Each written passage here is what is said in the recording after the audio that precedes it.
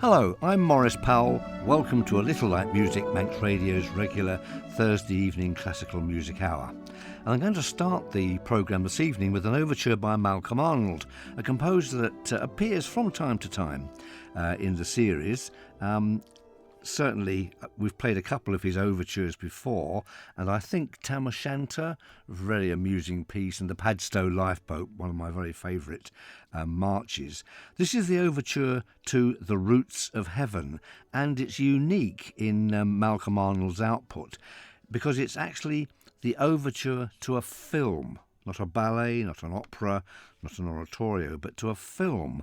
And I can't think of any other example of a composer having written an overture for a film. And it's unusual for another reason, because the overture was actually played live by an orchestra when the film was premiered. So quite unusual. I've never seen the film. It's set in Africa. It had Errol Flynn in, I believe, his last role, Orson Welles and Juliette Greco. So quite a dramatic film, I should think. I think there are elephants and all sorts of other things as well. And some of these kind of sounds are in the overture. So here we are. The overture then to Malcolm Arnold's Roots of Heaven.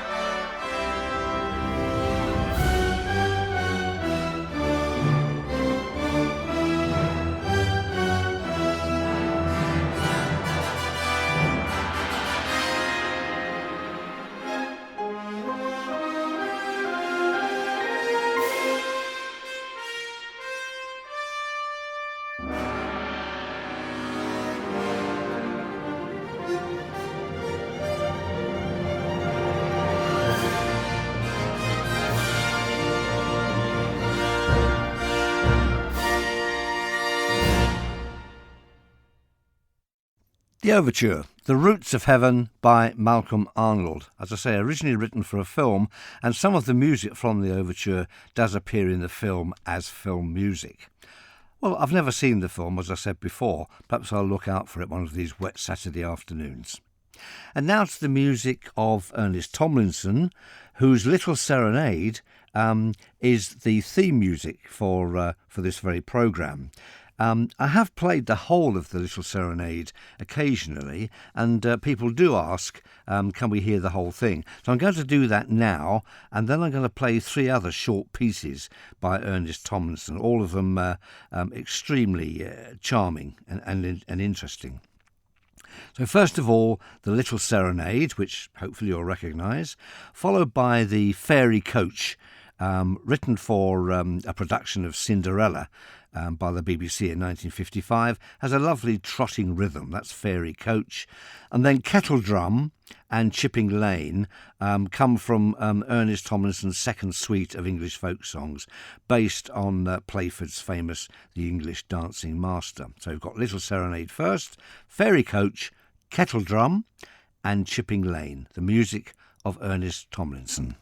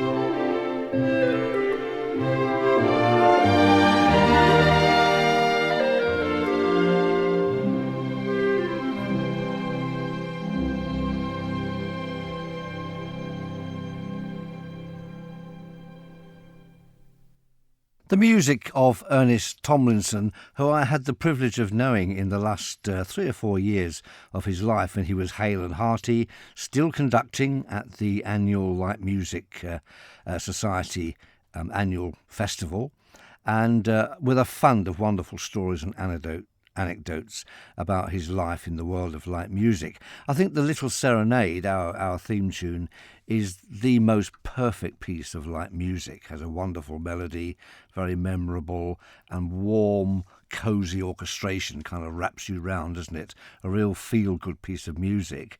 The Fairy Coach is a very imaginative little piece. I love the muted trumpet there, almost like a distant coachman's horn.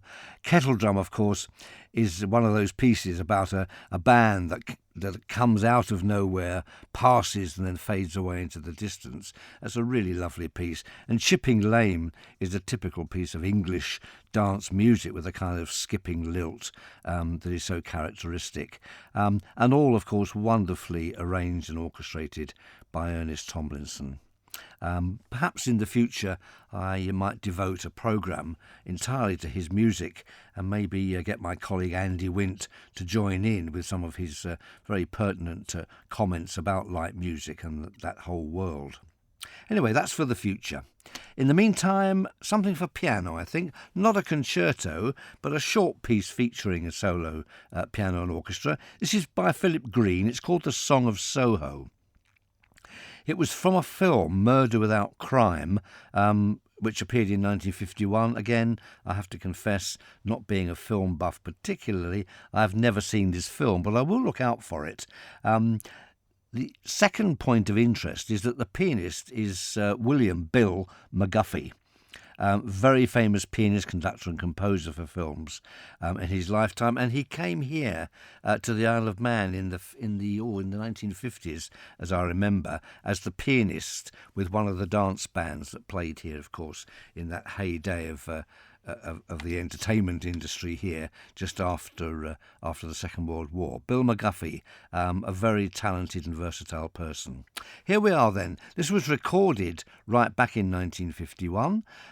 Philip Green's Song of Soho.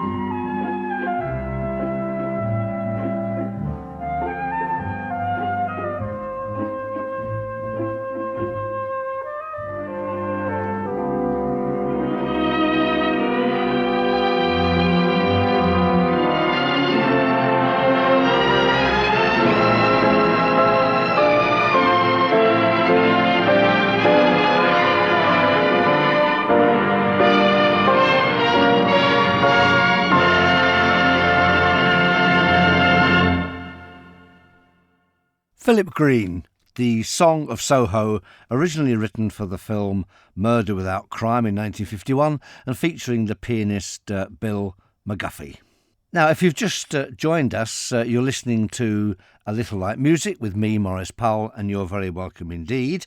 We're having a programme devoted almost entirely to light music, and that last piece was a brilliant example, really, of the kind of piece that was very, very popular in the 30s and 40s. It reminds me a little bit of The Legend of the Glass Mountain and the Warsaw Concerto, of course. The starting off point with all of these sort of lush, romantic, short pieces was Rachmaninoff. The composer simply took their cue from him. It reminds us very much of works like the Second Piano Concerto, but then you get a little bit of soft jazz coming in as well. Fascinating piece, very well written, not of our time, of course, but then this programme is not about music of our time, is it? It's all about the past with a good dose of nostalgia. And there's nothing wrong with that.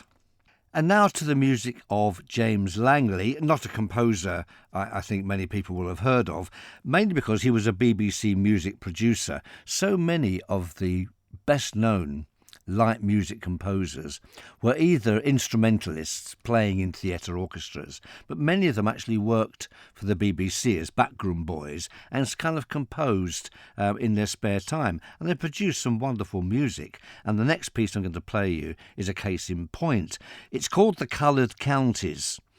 The title comes from Houseman's poem A Shropshire Lad and describes the view from Breeden Hill in Shropshire. It's an English idyll. Apart from working for the BBC, James Langley was quite a versatile chap. He also helped to found the Midland Youth Orchestra and was a multi-instrumentalist as well. So I hope you enjoy this piece, an English idyll, The Coloured Counties by James Langley.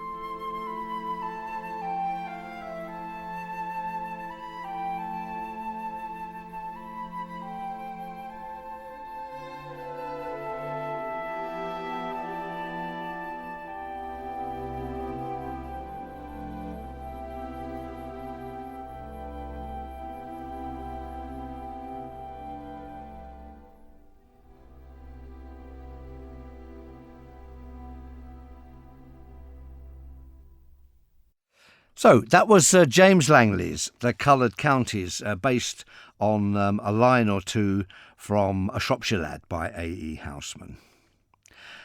And now, Elgar. We haven't had Elgar for a while, and I thought I'd play a movement from one of his symphonies. I'm going to play the lovely Adagio, the slow movement from his first symphony. Elgar wrote 2 symphonies, in fact, and began to sketch a third, which has been completed, and is a very effective completion or reimagination of what the entire work might have been like. Very effective indeed. But there are two symphonies, as I say, which Elgar wrote entirely himself. And I've always had a slight penchant, if I may use that word, for the first symphony. It was first performed at the Free Trade Hall in Manchester in December 1908, conducted by Hans Richter, the great German conductor and a great fan of Elgar and supporter of Elgar, of course. One reviewer simply recorded that he thought it was the greatest symphony of modern times, and for 1908, I wouldn't disagree. So here then is the wonderful Adagio from Elgar's Symphony No. 1.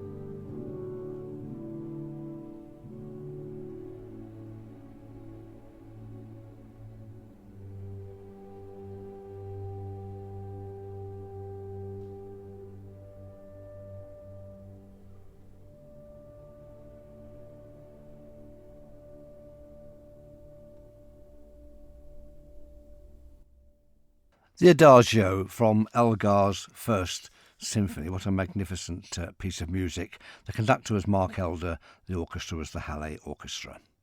And that brings us to the end of the programme. Just something a little lighter, jollier perhaps, to play us out this evening.